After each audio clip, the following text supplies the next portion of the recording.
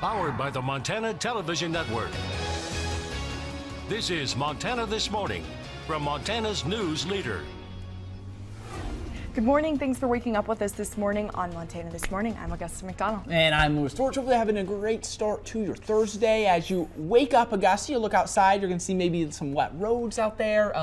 Maybe some, I don't know, some sticks, some tree limbs down in places as the winds really picked up yesterday afternoon. And then even overnight, earlier this morning, we had some strong winds reported around the Missoula area. We did have some strong winds. Walking into the studio today, it was pretty blustery. And then later this morning, I mean, that's about 3:30 for us. Like the building, you could really hear it shaking the building. Yeah, it seemed like the whole building was shaking here. The thing is now is as those winds are going to move out, and it's actually going to shape up to be a pretty nice day. So we're going to see some clouds this morning. Skies are going to start clearing, and then we're going to see temperatures on the cooler side today, though, as that front moved through yesterday. Now, high pressure is then going to build in for the rest of the week, and then we're tracking a pattern change as we move into next week. So some more details on that. 40s to low 50s today.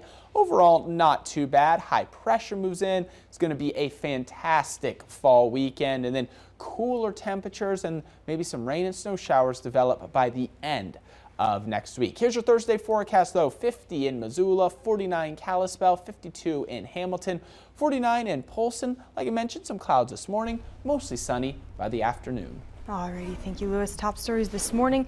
In Puerto Rico yesterday, linemen with Whitefish Energy are making progress on towers and lines to turn on Puerto Rico's power.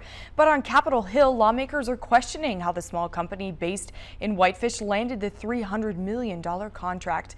Puerto Rico's power grid was almost completely destroyed when Hurricane Maria hit the island in early September. The contract is now under scrutiny, is with the Puerto Rico Electric Power Authority and FEMA for the rebuilding of the island's entire power grid. On Tuesday, both a House and Senate committee called for reviews of the contract. Some lawmakers want to know how the small 2-year-old company with just 2 employees when the storm hit could be awarded this contract. Republican Representative Rob Bishop of Utah weighed in on the controversy surrounding this contract. I want to make sure that our committee goes into it and sees the process that was gone, the procedures that were used, and we just get more information about how it was done. Needs to be greater transparency and accountability to that. And that's the goal of our committee. Before we make any kind of judgment call, we want to make sure that we have all the information.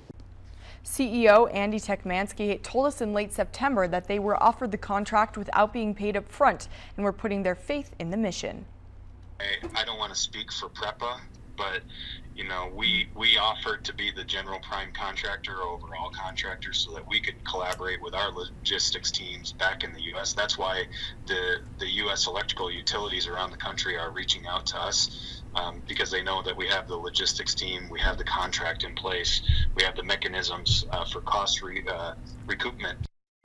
Other concerns have also arisen as to whether the Whitefish-based company being awarded the contract has anything to do with Interior Secretary Ryan Zinke, who is also from Whitefish. A spokesman at the Interior Department told CNN that Zinke did not respond to the request and played no role in awarding the contract, but acknowledged that Techmansky sent the secretary an email. The CBS Evening News took a more in-depth look at the national implications, and we'll have that full report coming up in a bit. And in court news this morning, a man who led police on a high-speed chase through several western Montana towns almost a year ago pleads guilty to multiple felonies. In Missoula District Court documents, prosecutors say the charges stem from 2 separate incidents, including one while Jacob Thomas Siebert was in custody. Siebert was arrested last November after stealing a vehicle and leading officers on a high-speed chase.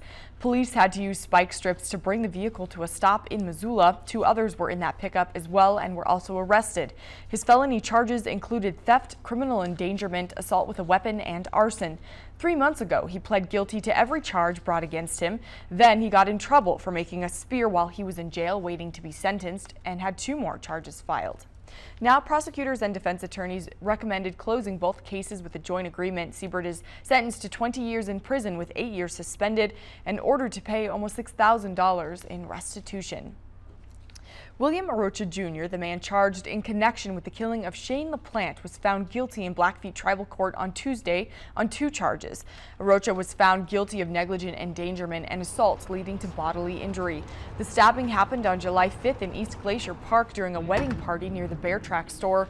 Aroka could be sentenced to 1 year in prison on the assault charge and up to 9 months on the negligent endangerment charge. He could also be fined up to $1,000 on each. Sentencing on the 2 charges is set for November 8th.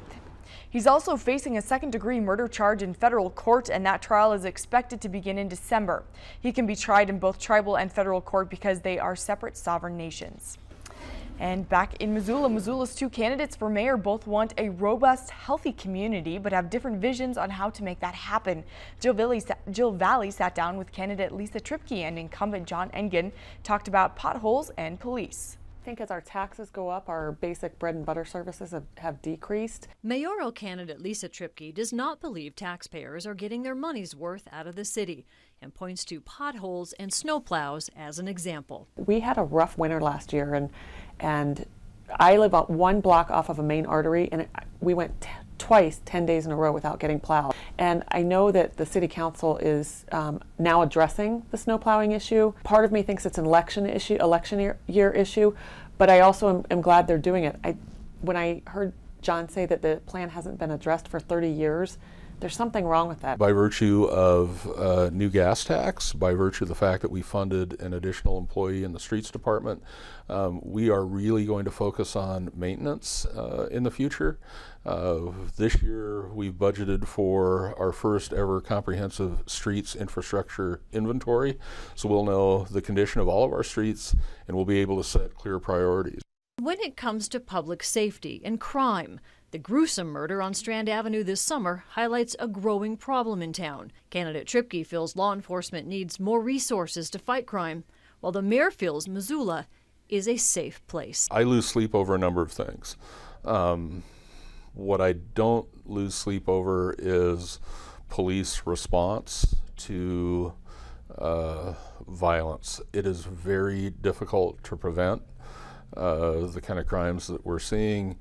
I believe Missoula is a safe place. It's a place where I think folks can stroll in the dark and feel relatively comfortable, but we're all in this together, right? We have to be cautious, we have to be diligent, we need to make sure we don't take unnecessary risks. I don't think we're doing enough. I think that, again, I was talking with some police officers, and one of the things that was really astonishing to me is that at many times there are only 5 patrol cars patrolling all of Missoula, and for the population our size, I don't think there's ever enough, that would ever make enough dent in what we're trying to prevent. And so I think the police need to be enabled to do their jobs with the equipment and the time and the staffing, and that would probably be a start to getting the crime under control. You can view our questions for candidates in their entirety on KPAX.com. The election is November 7th. Louis Storch joins us now in the Storm Tracker Weather Center. Louis. All right, thank you, Augusta. Good morning, everyone. Overall, a really nice day yesterday. 66 degrees is where we topped in Missoula. And then how about this beautiful picture sent into us by Shiloh? This is out near Lincoln yesterday. Still hanging on to those fall colors. That was one of the things that I seem to be surprised of the most when I got out here. It seems like the color season for Missoula lasts a really long time. It seemed like it started in September, even like kind of early, middle September, and it's still going on as we get into the middle and end of October. So still some beautiful colors. I love the snow in the mountains. Shiloh, thank you so much for this fantastic picture. It's going to be a very nice next several days, everyone, as you can try to get out and enjoy it, as temperatures are going to continue to make it up into the 50s and lower 60s, really starting tomorrow and through the weekend. And then we do have this winter weather advisory in place. Just wanted to point that out again. Anywhere in the purple, snow, blowing snow, icy roads. So really icy roads over mountain passes, places like McDonald Pass, Homestake Pass, could be slippery for your morning commute. So if you are traveling that area, give yourself a little extra time. No snow right now, but we can't rule out some showers beginning to pick back up. As you can see, we had snow earlier this morning. It's slowly beginning to dissipate, and this is as high pressure is going to move in, making way for a very nice afternoon. How about your 5-day temperature trend for Missoula? Notice we're going to be at 50 today. They're warming it right up as we roll into the weekend. Warmest day looks to be on Saturday, 60 degrees. Slowly cooling it off with 40s rolling in by Monday. So let's take a look at that on your jet stream forecast. Here's that high pressure ridge that we have been talking about. We're going to get, it's really going to build in on Saturday as we're going to bring those warm temperatures right back in like we just saw in the lower 60s. Notice though, as we roll into next week, Monday, cooler temperatures start to move in as that cold air moves in from Canada. That's why we're going to drop temperatures in the 40s on Monday. By the end of next week, let's go to Friday, it looks like early indications are going to bring in more cool air. We could get highs only in the 30s and lower 40s by the end of next week. So basically, the takeaway from all this, try to get out this weekend, 50s and lower 60s with 40s returning by next week. Here's your 7-day forecast for Missoula. 50 today, 55 tomorrow, 60 Saturday, and then there we go. There's 49 rolling in by Monday. Kalispell 49 today, 52 on Friday, 57 Saturday, 53 Sunday, upper 40s Monday, Tuesday, and Wednesday. Hamilton will be in the 50s today and tomorrow, 60s Saturday and Sunday, upper 40s and lower 50s starting Monday, Tuesday, and Wednesday. Alrighty, thank you, Lewis. Let's have a look at your birthday shout outs and we'll be right back.